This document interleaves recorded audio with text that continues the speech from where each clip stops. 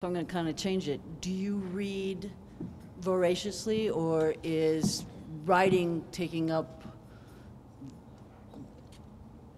too much time? I write voraciously.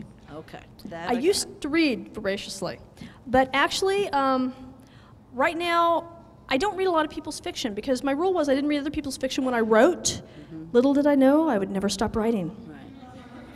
I'm reading more nonfiction. That seems to be easier. Right now, I'm in the middle of reading The History of the Wife. I can't remember the author. I'm sorry. Bad author me. And I'm also, I can read cozy mysteries, something very, very different from what I write. I can read those. And I've got Susan Wittig Albert, that kind of thing. But the part of my mind that reads is the same part that writes.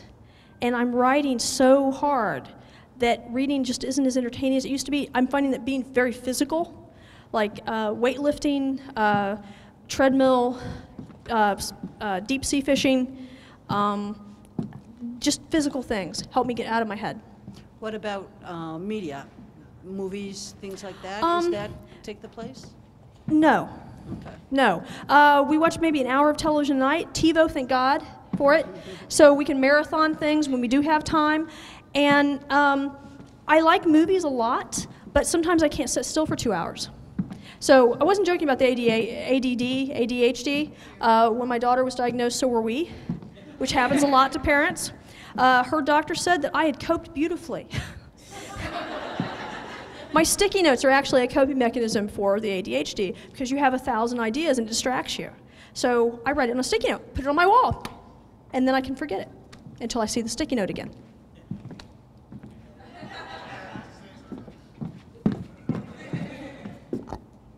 She's reading A History of the Wife by Marilyn Yalom, Y-A-L-O-M. Thank you, dear. Okay. Hi, I'm Julia. Hi, Julia. This is my best friend, Carol. She actually got me Carol. interested into your series like last year. I went through your books really quickly because now I'm obsessed with them. But ever since I've been in your series, like everywhere I go, like I catch up with old friends from high school and work and school. Everybody's into you. So when I told them I came to see you, they was pretty fucking jealous. But somebody told me that you made a comment on Twitter about how Nita's life is loosely based on yours. And I can tell that a little bit, like when you describe your personality and stuff like that. But what about the other stuff? Her personality is based on mine because it's a first-person narration. As a beginning writer, I thought that would be easier, and it was. But I'm going to make you ask what you want to know. If you do not have the chutzpah to stand up there and ask, I will not answer it. If you want to know, ask.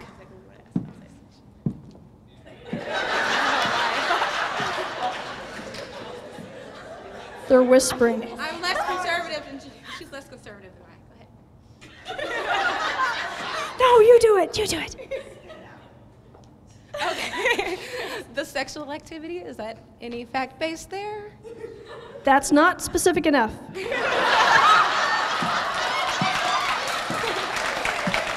The more than one sexual partner at a time? More than one sexual partner at a time.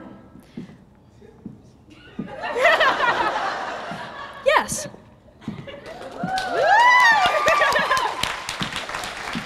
But let me just say, I don't have as many friends as Anita does because I don't like that many people. We're adverse to it. We just haven't met that many people that we wouldn't want to eventually kill. Yes. One of the common things whenever we're both having a bad day is we'll look at each other and go, I hate you less than anyone else in the world. And the response is, you know, I hate you less than anyone else in the whole world too. And when we say it, we look deeply into each other's eyes and hold hands. So, do you have another question? No, ma'am. I have a comment. When I was in basic training, just like a couple months ago, they told us we could have a book. So I, of course, had my mom send your newest, book, Flirt. And as soon as it comes in the mail, drill sergeant says, "Oh, you can't have books." He takes my book away, and I get called into the office. Oh. It works out a little better than that. But he calls me in, and he's like, so why'd you have a book sent? And I was just like, well, another drill sergeant said we could have books. And he just like, so he starts reading the cover. He's like, Anita Blake, Raises the Dead, blah, blah, what is this? What is this? I'm like, it's a good book, drill sergeant. And I'm like praying to God he doesn't open it. Thank God he doesn't open it. He ends up handing it to me. He's like, all right, you can have your book. And then I got to like sneak read it. And it was a good time. I just wanted to mention that. Well, I'm glad you didn't get in trouble. Yes. I am. I thought I should have thought that through a little better. But I really wanted my book. But it had cartoons in the back. Everything's cool. better with cartoons. You're great. Please keep on writing. Thank you. Thank you. You're welcome. Hello, Hello. my name is Becky. Hi, Becky. I have been reading for so many years. I have purchased over 10 copies of Guilty Pleasures because I have to keep replacing my copy as I spawn other of your fans. So, Thank you. Thank you very much for you being for a carrier of the Nitaverse. Yes, love it. 2 questions. One, they both kind of share the same geographic location. Will Mary and Anita ever cross paths? No, because I had to make a decision to divide the universe so I didn't have to worry about contagion from one to the other politically and metaphysically. So they're different worlds. Okay. And then I miss Dolph. I miss Dolph being in Anita's life and being that strong person that she kind of bounces off of. Will we see Dolph come back in any? We are going to see Dolph, not in Bullet.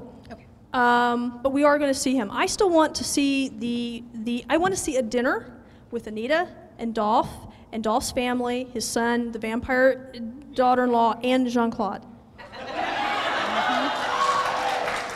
I want to see that because now that the Church of Eternal Life is now under Jean-Claude's Peru and he stopped being hands-off with it, he doesn't approve of screwing with the police.